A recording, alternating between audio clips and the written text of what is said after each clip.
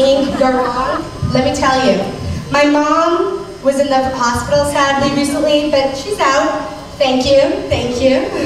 She's doing much better. Yeah.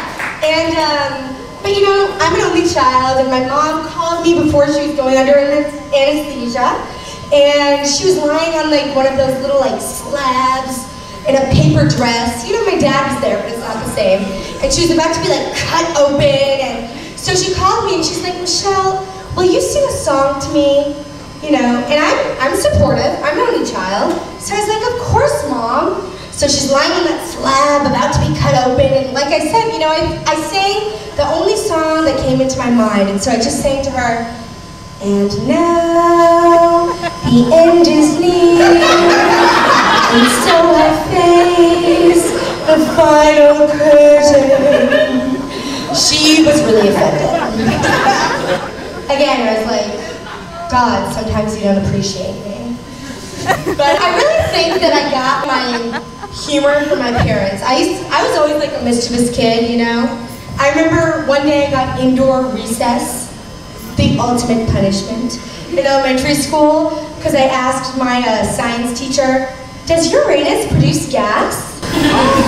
It's still a winner, people. Still a winner, right? I was always kind of a bad kid though. Like, honestly, I feel as though maybe it's because my parents didn't create limits. Like, I remember growing up, I always had miniature poodles, like black miniature. First of all, on a side note, people, dogs are mammals. Where are their belly buttons? Think about it. Think about it. Right. But anyway, back to me. What's new? Anyway, so I was like kind of a weird I've always been an only child, always will be an only child. Tick-tock, Mom, the biological clock is ticking. But anyway, I've always been an only child, and so growing up, like I had 2 black miniature poodles. And so I always used to take them in like big cardboard boxes. And I'll never forget, one time, I took a big cardboard box and I put it in the kitchen, and then I used to put the black poodle inside the box. And then of course I would take baby powder in like 2 bottles, 1 in each hand, and then I'd be like, imagine just a waterfall of white powder, 2 actually, 1 from each hand, onto the miniature poodle. And then I would lift the dog up and yell, ghost dog, ghost dog, ghost dog, ghost dog. And I remember one day my mother walked in on me doing this activity, holding my miniature poodle in midair, its little arms like swinging in the air, midair, you know. And I will never forget what my mom said. She was like, Michelle, Mommy's on the phone. Try to keep it down, but don't let me interrupt you. Keep up whatever you're doing. Isn't that cute? Good parenting, Mom. Good parenting.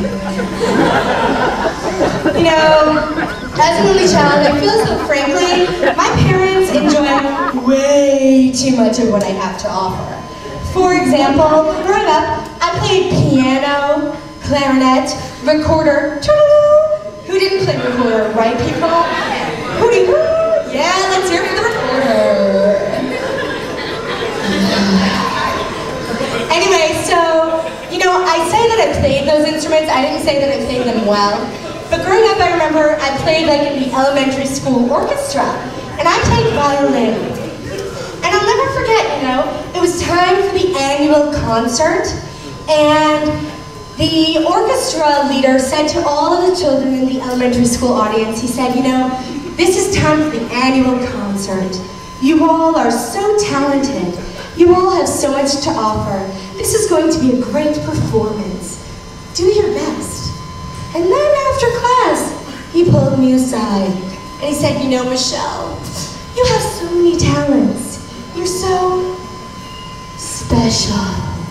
And you know, I've been called special many times, but sadly, it usually doesn't mean that good things are coming.